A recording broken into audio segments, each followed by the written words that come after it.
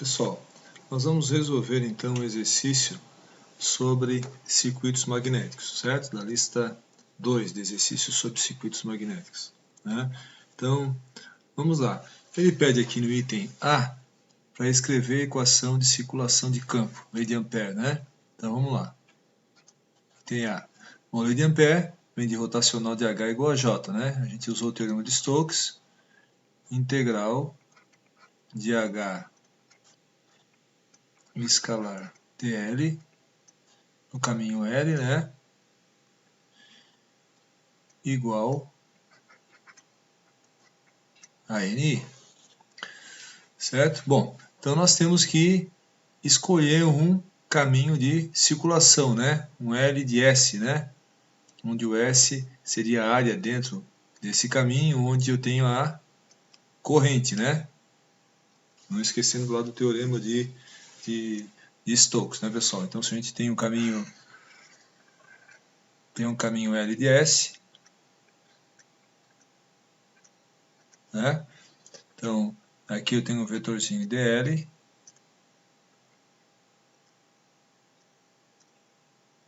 né?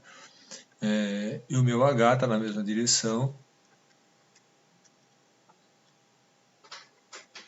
né? A corrente que eu tenho aqui dentro,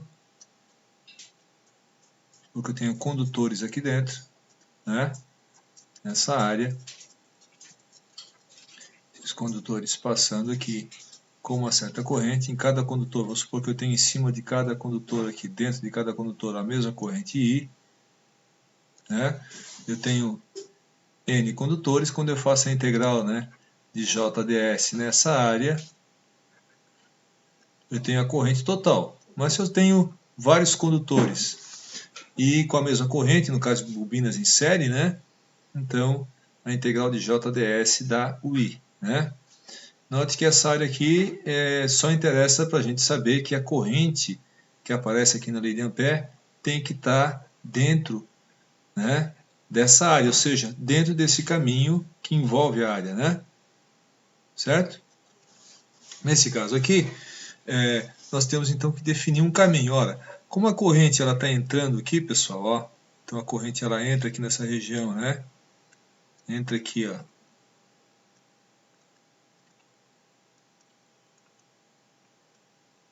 Né? Ela entra aqui, dá várias voltas, né? Entra aqui e sai lá, né? Então aqui a corrente estaria saindo, se fosse olhar um plano, né? E aqui ela estaria entrando. Pegando esse primeiro plano aqui desse meu circuito magnético, então eu tenho que definir um caminho. Bom, eu vou considerar o seguinte, que o campo magnético é constante ao longo do caminho, certo? Que esse ferro aqui ele tem uma permeabilidade alta, ó, 1000 vezes μ0, né? Eu vou melhorar um pouquinho aqui, tá um pouquinho, aumentar um pouco a espessura aqui da minha caneta. Acho que vai ficar melhor.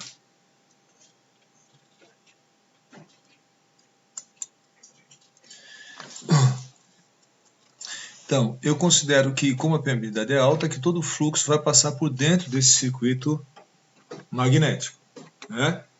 Então, eu vou fazer o seguinte, eu vou considerar que o campo ele é constante, né? Nesse caso aqui, a corrente entra aqui, se a gente usar a regra da mão direita, o polegar na direção da corrente, o indicador vai dar a direção do campo magnético, né? Ou a regra do solenoide também. Todos os dedos aqui indicando a corrente, o polegar vai indicar um fluxo para cima.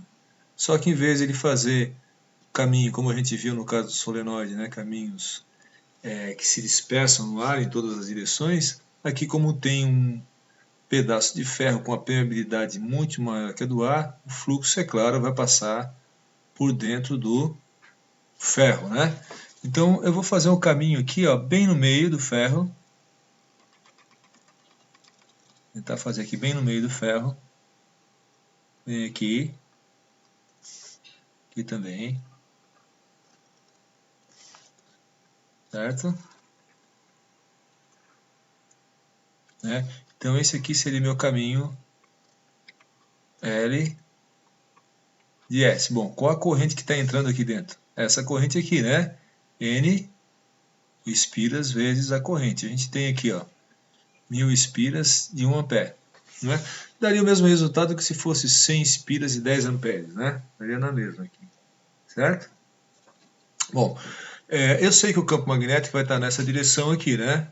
Girando assim, nesse caso, tá? Então eu vou ter que indicar um sentido para a circulação, né? Para o meu vetorzinho dl. Tá? Então, eu vou fazer o seguinte, eu vou pegar uma outra cor aqui, um azul.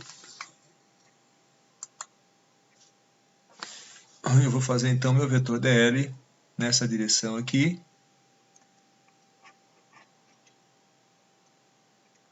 E o meu vetor H também nessa direção, né? Aqui eu posso chamar esse H, como que eu tenho ferro, né? Eu posso chamar esse H de H no ferro, beleza? Bom, por que eu escolhi o caminho bem aqui no meio? Porque eu sei que como o ferro tem uma permeabilidade magnética bem alta, e a seção transversal desse ferro não muda muito, né? Então eu vou desenhar ela aqui com outra cor, amarelo. Vamos supor, vou fazer aqui embaixo, ó. Se eu pegar uma seção transversal, né? Se eu desse um corte aqui, ó, né? Note que essa seção transversal aqui não tem nada a ver com esse S aqui. Esse S é a área do teorema de Stokes. Esse S seria esse S aqui no meio, né? Dentro desse caminho, a área que está inscrita nesse caminho L de S aqui, ó. Né? Qual é a corrente que tem aqui? Essa aqui. Mas eu não preciso efetivamente calcular essa área, só preciso saber. Por quê? Porque eu acabo calculando a circulação ao longo do caminho que envolve a área, né? E não o fluxo de uma variável dentro dessa área, certo? Então não confundir com essa área que eu estou desenhando aqui agora. Essa área seria a área da seção transversal, né? Do ferro, certo? Eu poderia chamar essa área aqui de SF, seção transversal do ferro, né? Então a tendência, como o ferro tem uma permeabilidade muito alta, é de o campo magnético ser constante ao longo dessa área. Além de ser constante ao longo dessa área, ser constante ao longo de todo o circuito magnético. Se eu fizer uma circulação por dentro aqui, ó, eu vou ter um caminho L menor, né, do que esse vermelho aqui bem no meio que eu fiz, dando um campo magnético maior. Se eu fizer um caminho por aqui, bem na extremidade, vai dar uma circulação maior, um comprimento maior, certo? Com a mesma corrente, vai acabar dando um campo magnético menor, né? No fundo, a circulação, se eu fizer no caminho menor, maior ou no meio, dá a mesma, mas como a circulação, por exemplo, no caminho maior, ela tem um comprimento maior, tem mais caminho, né? Mais L, o campo magnético vai dar um pouquinho menor. Então ele tende a ser um pouco menor aqui, né, do que na parte de dentro. Tá? E o que a gente faz? A gente considera que ele é igual ao longo de todo o circuito magnético, né? E daí, claro, pega um caminho mediano aqui, o que vai fazer com que a nossa aproximação seja melhor, para a gente poder usar as equações de Maxwell, né? Da mesma maneira, na medida que a gente vai penetrando no material aqui para dentro, a gente considera também que o campo magnético H e o B também é constante ao longo de toda a seção transversal do ferro. Certo? Então, eu vou fazer assim agora. Vou trocar aqui. Peraí. Opa. Vou trocar a cor aqui eu sem querer fiz o que eu queria aqui no modo foco. Beleza. Ele apareceu lá a canetinha sem precisar sair do modo foco. Joia. Vamos então escrever a equação, certo? Bom, então como é que eu vou fazer aqui? Ó?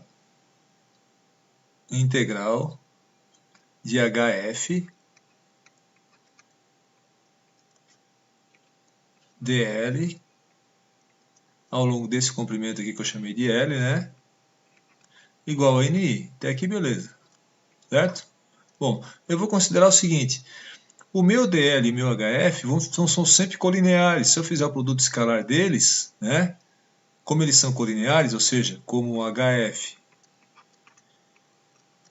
é paralelo ao DL sempre, né, claro, aqui os dois estariam para baixo, aqui os dois estariam no sentido Y negativo, aqui os dois no sentido, desculpa, X negativo aqui, né, da esquerda, e aqui Y positivo. Então, claro, eu coloquei o DL na mesma direção do H para não dar uma circulação negativa, porque eu já sei a direção do campo, né? Então, estou me utilizando desse conhecimento que eu tenho a priori também. Então, se eu fizer o produto escalar, vai dar HF escalar DL vai ser igual ao módulo do vetor vezes o módulo do outro vezes o cosseno de θ. Mas como os dois são paralelos, têm a mesma direção, o cosseno de θ, o θ é zero, né? Então, isso aqui vai ser igual simplesmente a HF dl, né? Então o produto escalar vira um produto simples, né? Porque os dois vetores estão na mesma direção, né? Então lá na minha integral eu posso escrever assim, ó, integral fechada de HF agora módulo dl ao longo do caminho L de S igual a NI. Bom, agora eu considero o seguinte, como eu já falei para vocês, se eu considerar que o HF é constante ao longo de todo o caminho, né? Além disso, ele muda também, ele não muda ao longo da seção transversal, então ele é constante ao longo de todo o caminho. A gente vai ver depois, com cálculo numérico, que aqui nesses cantos aqui, ó, o campo magnético vai ficar um pouco menor se eu usar um método numérico com a solução das equações de Maxwell diretamente. Rotacional de H igual a J. Mas aqui, como eu estou fazendo uma aproximação, né, a gente vai calcular um H médio, vamos dizer assim, né, mas com erro pequeno, né? Se o circuito magnético fosse como na videoaula passada sobre os materiais, onde eu usei um toroide, iria dar uma precisão bem maior, porque o toroide é um circuito magnético circular, né? Aqui não, aqui eu tenho esses cantos onde a gente vai ter um pequeno erro, né? Na verdade é como se essa seção transversal aqui bem no canto ela aumentasse, permitindo com que o fluxo passasse por uma área maior, diminuindo a indução magnética, né? E o campo magnético também, tá? Mas aqui a gente vai considerar de maneira geral que esse campo HF não varia ao longo do caminho L, certo? Então eu posso escrever assim, ó, HF é constante ao longo de todo o caminho. Eu chamei L, né? Certo? Bom, se ele é constante ao longo de todo o caminho, né, como eu fiz aqui, eu posso tirar ele para fora da integral. Então fica HF integral fechada ao longo de todo o caminho L de S de todos os dlzinho igual a NI. Se eu somar todos os dl, vai dar o comprimento desse caminho L aqui, certo? Eu vou dizer que esse caminho L de S ele tem um comprimento LF, né? Certo? Então a somatória de todos os dlzinho, né? Aqui eu tenho um deles, depois eu tenho outro, claro, infinitesimal, né? Somando tudo, ou seja, integrando tudo, eu vou ter, na verdade, o LF. Então eu fico aqui HF igual... Bom, espera aí. HF LF, né? Igual a NI. Certo? Beleza. Se eu quiser agora, eu escrevi a equação, né? Eu posso agora isolar o HF, vai ficar NI sobre LF, certo? Eu posso então fazer o item B, que é calcular o valor do campo magnético. Ó. O campo magnético vai dar 1000 vezes 1 sobre LF. Bom, o LF a gente vai ter que tomar cuidado aqui agora. Daqui, ó, até aqui, a gente tem 8 centímetros. Daqui até aqui é 2 centímetros. Esse pedacinho aqui então tem 1 centímetro. Esse aqui tem 1, esse aqui tem 8 e esse aqui tem 1. Então, na verdade, aqui eu tenho 10 centímetros. Por fora dá 12, ó. Por dentro dá 8. Mas no meu caminho médio aqui dá 10. Nesse trecho aqui também, ó. Aqui até aqui tem 2, esse pedacinho aqui tem 1.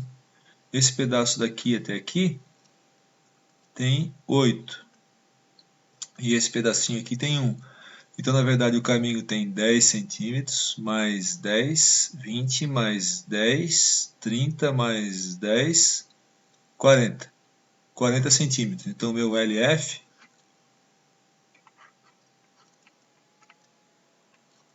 40 centímetros, que é igual a 0,4 metros. Então, aqui dá 0,4 metros. Certo? Fazendo esse cálculo aqui, eu vou chegar em 2.500 amperes por metro. Certo? Isso aqui é o campo magnético, H. Né? Então, o item B. Beleza? Vamos fazer nesse canto aqui agora, para a gente não precisar... O que ele pede depois? Ele pede para calcular a indução magnética, né? Vou fazer aqui o C, ó. Esse mouse daqui, vou botar lá para cima. Tá. Então, a indução magnética, item C, escrever aqui, ó, C, indução magnética. O B.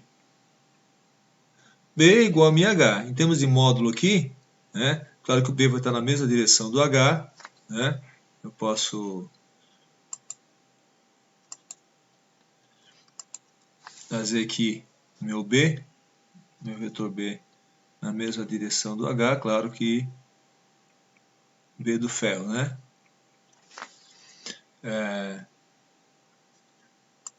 Eu fiz uns pontinhos aqui, vamos apagar esses pontinhos.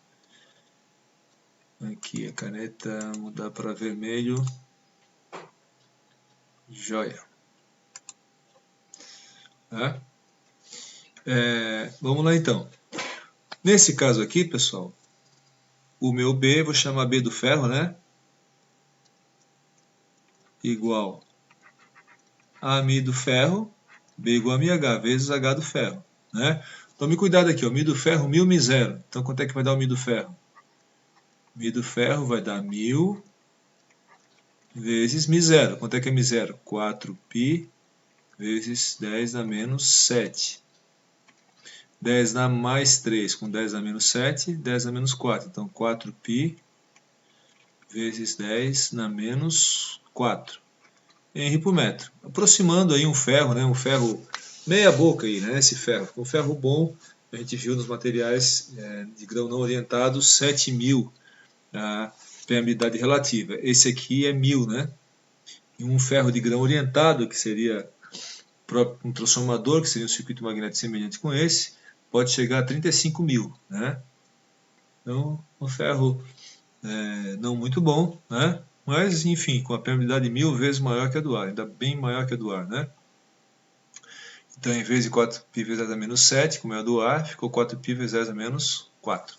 Então, calculando aqui o B, então eu tenho 4π vezes 10 na menos 4 vezes o H. O H está aqui, ó, 2.500. Fazendo essa continha aqui, tá? Eu tenho 4 vezes π vezes 10 a menos 4 vezes 2.500. 3,14 Tesla. Bom, pessoal, aqui eu já fiz meio proposital.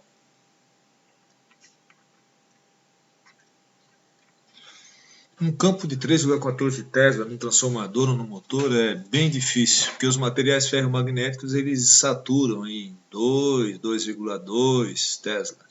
Então, o que indica que esse valor aqui não está certo, né? Porque provavelmente vai acontecer uma saturação desse material ferromagnético. Eu coloquei uma corrente bem alta, né? coloquei uma corrente bem alta, produzi um campo magnético 2.500 amperes. No ar seria um campo magnético muito baixo, mas como aqui a gente está produzindo ele no ferro, é um campo bem alto para o ferro. O que acontece? Com a permeabilidade do ferro, que é 4π vezes 10 a menos 4, eu tenho uma baita indução, certo? Na verdade, a gente vai ver depois que se eu usar a curva do ferro, para esse ferro aqui, eu tenho uma curva BH, relação BH, a curva que a gente já estudou dos materiais, no caso a curva anisterética, né? A curva de saturação, eu vou perceber que o meu campo vai ficar abaixo desse aqui.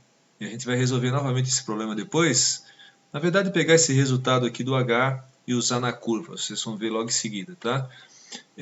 A gente vai perceber que o campo vai ser menor, a indução vai ser menor que 3,14, tá? Aí depois ele pergunta, calcule o fluxo produzido pela bobina. O fluxo, item D, né? O fluxo, pessoal, a gente sabe que o fluxo é a integral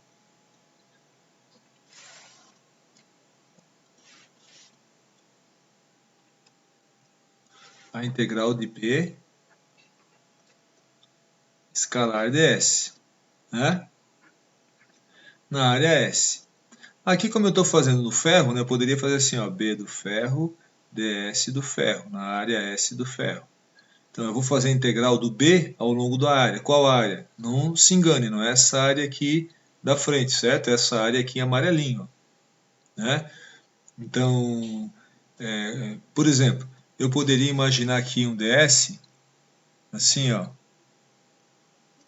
Eu vou colocar para baixo aqui, tá? Aqui o meu vetorzinho ds do ferro, né? E eu tenho aqui a minha indução do ferro, BF, né? Aqui não ficou legal. Vamos colocar aqui, ó, BF, fazer maior aqui, B do ferro, né?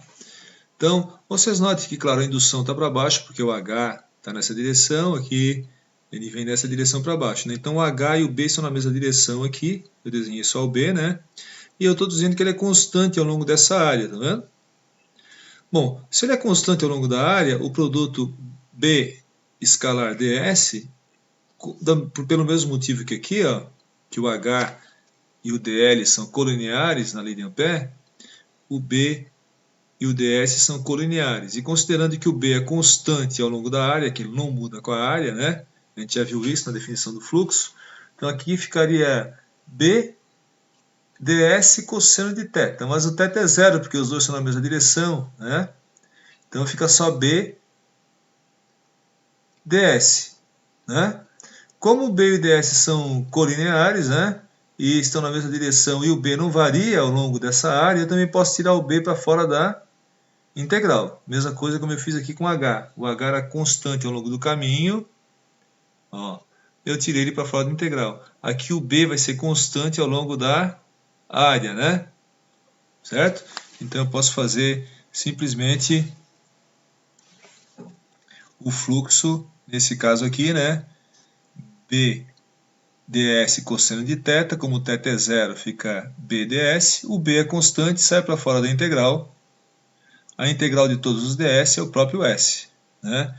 Então, simplesmente aqui nesse caso, como os dois são colineares, claro, se eu escolhesse uma área inclinada aqui, eu ia ter complicação daí, porque o meu ds não ia estar na direção do B, né? Claro que eu escolhi uma seção transversal na mesma direção da indução, né? Para poder calcular o fluxo. Então eu tenho a indução, né? O campo magnético vem lá em cima, desce aqui, né? E agora eu pego essa indução, multiplico pela área simplesmente, né? Para achar o fluxo. Bom, quanto que vale essa área aqui, pessoal? SF. Olha só, aqui na frente eu tenho 2 centímetros, olha lá em cima. E aqui, apesar de estar mal feito o desenho, parece um retângulo, mas a profundidade aqui é 2 também, tá vendo aqui, ó? 2. e lá em cima é 2. Ó. Então, na verdade, essa área aqui ela tem 2 aqui, né? 2 aqui nessa direção e 2 aqui. Né? Então, 2 vezes 2 vai dar 4 centímetros quadrados. Ou seja, a área do ferro vai dar 4, em termos de metros quadrados, 4 vezes 10 a menos 4 metros quadrados. Né? E então a gente calcula o fluxo. 3,14 Tesla vezes 4 vezes 10 na menos 4 metros quadrados.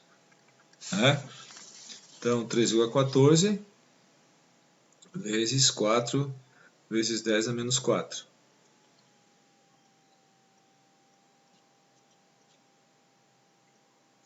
Então, vai dar 1,257 miliweber. Certo? 3,14 vezes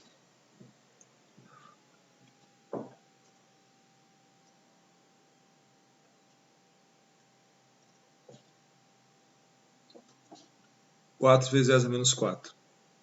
É isso aí. 1,256 na verdade aqui. Não, aqui eu coloquei pi certinho aqui. Então deu aquele valor. Tá? Bom, então a gente calcula o fluxo que está passando, né, pelo circuito magnético. Agora ele pede o seguinte, pessoal, qual é a indutância? Né? A indutância eu vou definir aqui, tem lá no livro, mas eu vou definir aqui rapidamente para vocês. O que seria a indutância? Tá? No caso de um circuito assim com uma bobina só, eu gosto de definir assim como a capacidade do circuito de armazenar energia no campo magnético, ou a capacidade do circuito de produzir fluxo. Tá? Então a fórmula da indutância, eu vou colocar aqui embaixo, ó, indutância, tá pessoal? Ele quer o item D, indutância.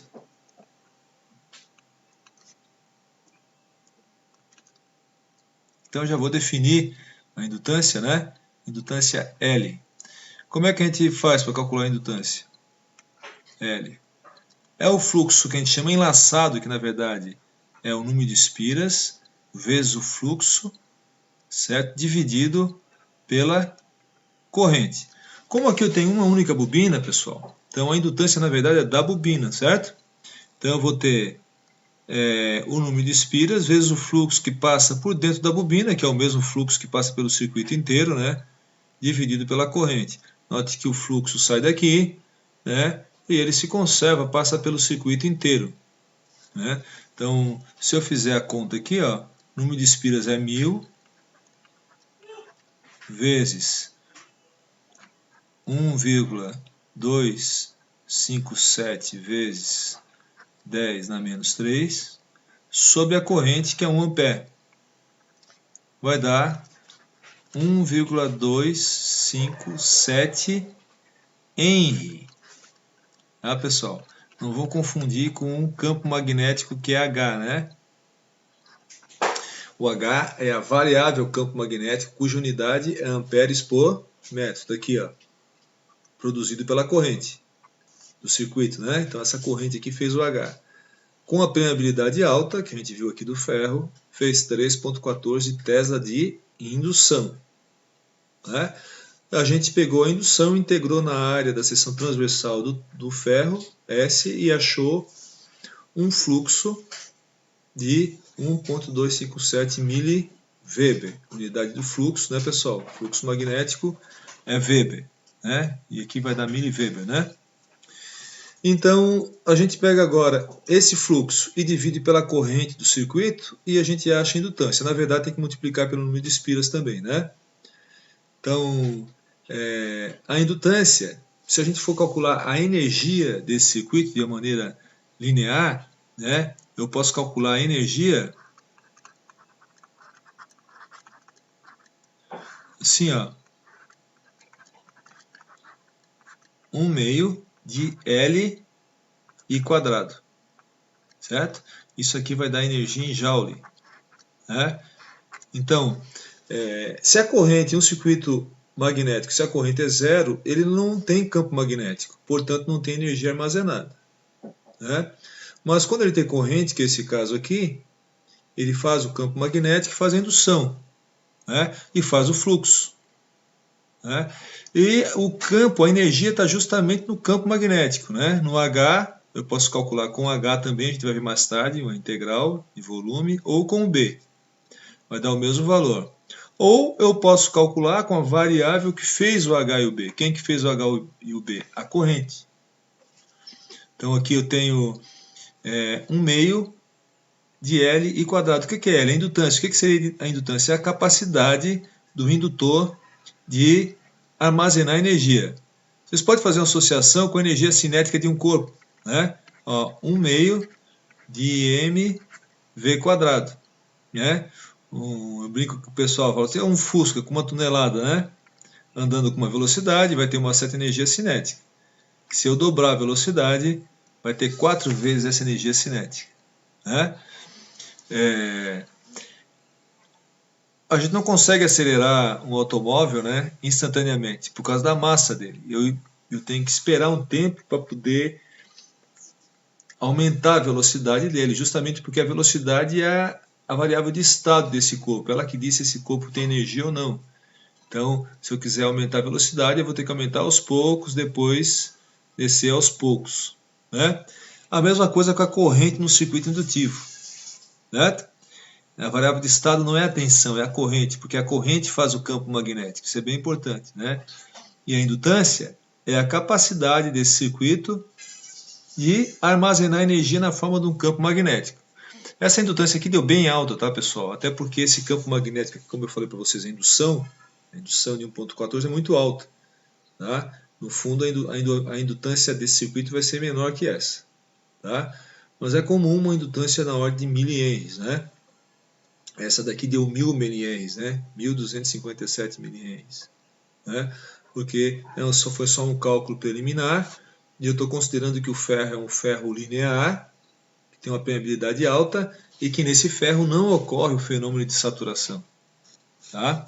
Mas na verdade ocorre esse fenômeno de saturação, né? Eu vou apagar aqui então esse aqui, certo? E está resolvido o nosso problema, né? O exercício 1. Tá? Eu vou mostrar para vocês agora uma simulação que eu fiz no computador, exatamente com esse mesmo exercício, com a mesma corrente, tá? Para vocês verem o que acontece. Note que aqui a gente achou 3.14 Tesla, né? De indução. Tá? Eu fiz uma simulação no software FEM, vou mostrar para vocês aqui agora. Certo? Aqui, ó. Vocês notem que, eu vou dar um zoom aqui, ó, é o mesmo aqui, eu tenho a bobina e aqui eu tenho o campo magnético, certo? Se vocês notarem aqui, ó, nessa região aqui, ó, 3.41 módulo de indução, estão vendo aqui, ó? 3.41, nosso deu 3.14, então não ficou muito ruim, né? Ficou bem razoável, tá? Aqui vai dar um pouco mais, talvez, ó, não, 3.42 também, né? Só que em compensação aqui, ó, o campo deu 1 Tesla só, estão vendo? Claro, porque no nosso cálculo a gente considerou um caminho médio, considerou que o campo é sempre igual, e vocês notem que nesses cantinhos aqui o campo fica menor, estão vendo? A indução magnética, né, fica menor. Vai dar 0,9 Tesla, que é o módulo da indução, né? E aqui, ó, nesse canto, vai ter uma indução maior que 3. Olha só, chegou a dar 6 Tesla, né? Claro, eu estou considerando aqui também um ferro linear com a mesma permeabilidade, tá? Que a gente usou, né? Só por curiosidade, quando eu montei o probleminha, eu usei as mesmas dimensões do nosso exercício, né? Eu coloquei ferro aqui, ó, ferro linear, coloquei a bobina, tá? Então eu vou mostrar para vocês aqui a bobina com 100 espiras, ó, aqui menos 100 para dizer que a corrente aqui está saindo, e aqui 100 para dizer que a corrente está entrando. Na verdade eu coloquei a corrente no sentido contrário aqui do nosso problema lá, mas isso só vai mudar a direção do campo e não o módulo, né? O módulo vai ficar igual. E aqui o ferro linear, o nosso ferro linear, tá? A permeabilidade dele é 1000, tá? Eu venho aqui, ó, propriedades, materiais, eu venho aqui nas minhas curvas de materiais ferromagnéticos, ferro linear, ó, 1000 em X, 1000 em Y, um material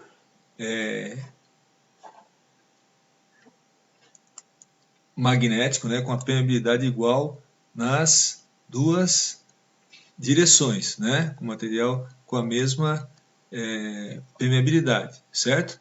Então, como a gente já havia estudado na videoaula 12, certo, pessoal? Ou seja, um material isotrópico, né? Material que, apesar de ser aqui um circuito semelhante ao de transformador, eu usei um material isotrópico, tá? Beleza.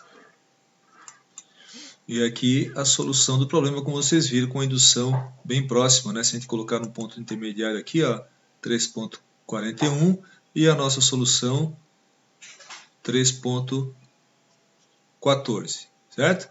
Então, na verdade, a gente só tem que tomar cuidado sempre, usar a definição, produto escalar HDL, né?